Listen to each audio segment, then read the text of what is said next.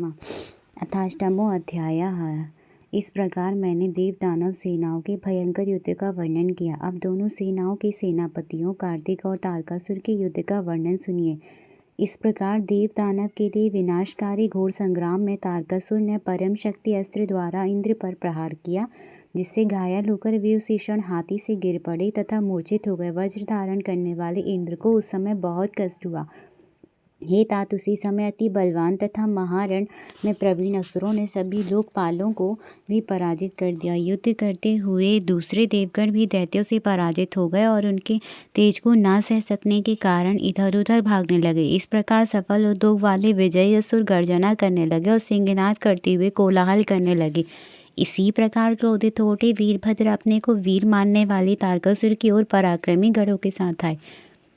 शिवजी के कोप से उत्पन्न बलवान वीरभद्र देवगढ़ों को अपने पीछे करके स्वयं भी सभी गढ़ों के आगे होकर युद्ध की इच्छा से तारकासुर के सामने आ गए। उस समय वे सभी प्रमदगढ़ एवं दैत्य उत्साहित होकर उस रणस्थल में एक दूसरे पर प्रहार कर युद्ध करने लगे।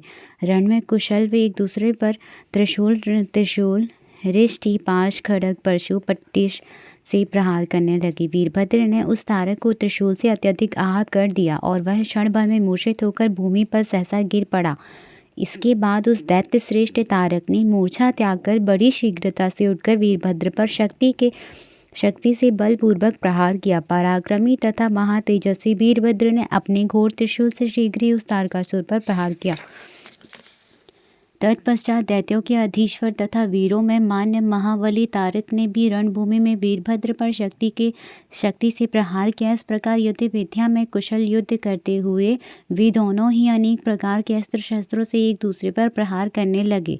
उस समय उन दोनों वीरों में सबके देखते ही देखते अत्यंत रोमांचकारी भयंकर द्वंद्व युद्ध होने लगा। तब भेरी मृदंग पटह आनक तथा गौमुख बाजे बजने लगी, जिसे सुनकर वीर प्रसन्न तथा कायर व्याकुल हो गए। एक दूसरे के प्रहारों से जर्जर कर दिए गए। वे दोनों बड़ी सावधानी के साथ बुद्ध तथा मंगल के समान बड़े वेग से परस्पर युद्ध कर रहे थे। तब तारकासुर के साथ वीरभद्र का ऐसा युद्ध देखकर वहां वीरभद्र के पास जाकर शिवजी के प्रिय आप कहने लगे।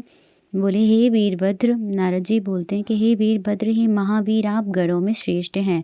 आप इस युद्ध से हट जाइए, क्योंकि आपके द्वारा इसका वध उचित नहीं है। आपके इस वचन को सुनकर गढ़ों में अग्रणी कुपित वीरभद्र हाथ जोड़कर आपसे कहने लगे।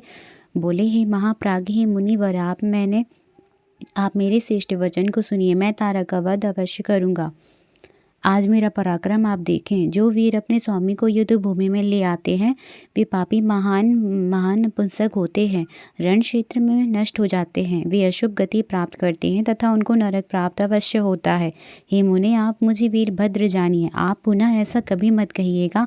अस्त्र शस्त्रों में छिन्न भिन्न अंगों वाले जो निर्भय होकर युद्ध करते हैं वे इस लोक में तथा परलोक में प्रशंसा के पात्र होते हैं तथा अद्भुत सुख प्राप्त करते हैं। विष्णु आदि सभी देवगण मेरे वचन को सुन ले। आज मैं इस पृथ्वी को तारकासुर से रहित कर दूंगा। ऐसा कहकर त्रिशूल धारण किए हुए वीरभद्र प्रमदगढ़ों को साथ लेकर मन में शिवजी का स्मरण कर तारकासुर के साथ युद्ध करने लगे।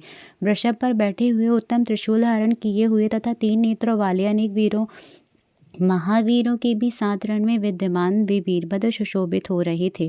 सैकड़ों गण कोलाहल करते हुए वीरभद्र को आगे करके निर्भय हो दानवों के साथ युद्ध करने लगे। इसी प्रकार तारकासुर के अधीन रहने वाले बलोन्मत्त महावीर राक्षस भी क्रोध से भरकर गढ़ों का मर्दन करते हुए युद्ध करने लगे। इस प्रकार उस दैत्यों के साथ गढ़ों का बहुत बड़ा विकट संग्राम बारंबार होने लगा। उस समय अस्त्र चलाने में कुशल गढ़ एक दूसरे को प्रहर्षित करते हुए विजयी हो गए। तब प्रबल गढ़ों में पराजित हुए दैत्य रणभूमि से विमुख हो दुखी व्याकुल चित्त होकर भागने लगे। इस प्रकार अपनी सेना को व्यथित और परान्मुख देखकर तारकासुर क्रोधित होकर देवताओं को मारने के लिए चला। वह 10,000 भुजा धारण कर सिंह पर आरूढ़ हो बड़े वेग के साथ देवताओं और गढ़ों को युद्ध में गिराने लगे। तब गढ़ों के मुखिया महाबली वीरभद्र ने उसके इस कर्म को देखकर उसके वध के लिए अत्यधिक क्रोध किया। उन्होंने शिवजी के चरण कमलों का स्मरण करके श्रेष्ठ त्रिशूल ग्रहण किया। उसके तेज से सभी दिशाएं और आकाश जलने लगे। इसी अवसर पर महान कौतुक दिखाने वाले स्वामी कार्तिकेय ने उन्हें वीरबाहु आदि गणों को युद्ध भूमि में हटा दिया। उनकी आज्ञा से वीरभद्र रणभूमि से विरत हो गए। तब असुरनायक तारकासुर ने महाक्रोध किया। अनेक अस्त्रों को चलाने तथा युद्ध में कुशल वह तारकासुर शीघ्र ही देवताओं को पीड़ित करके उनके ऊपर बाण वृष्टि करने लगा। इस प्रकार अस्त्रों का पालन करने वाला और बलवानों में श्रेष्ठ वह तारक ऐसा युद्ध रूप महान कर्म करके देवताओं से अजयी हो गया। इस प्रकार असुरों के द्वारा मारे जाते हुए तथा भयभीत उन देवताओं को देखकर विष्णु क्रोध करके युद्ध के लिए शीघ्र उद्यत हो गए। भगवान विष्णु सुदर्शन चक्र, शाग्र धनुष तथा अस्त्र अन्य अस्त्र धारण कर रण हेतु महादैत्य तारक के सम्मुख पहुंच गए। तदंतर हेमु सबके देखते देखते तारकासुर तथा विष्णु का रोमांचकारी अति भयंकर तथा घोर युद्ध होने लगा। विष्णु ने बड़े वेग के साथ गदा उठाकर उस असुर तारक पर प्रहार किया। महाबली तारक ने भी त्रिशिख से उस गदा के 2 टुकड़े कर दिए। तब देवताओं को अभय देने वाले भगवान विष्णु अत्यंत क्रोधित हो गए और उन्होंने शाग्र धनुष से छोड़े हुए बाणों से उस असुर नायक पर प्रहार करना प्रारंभ कर दिया।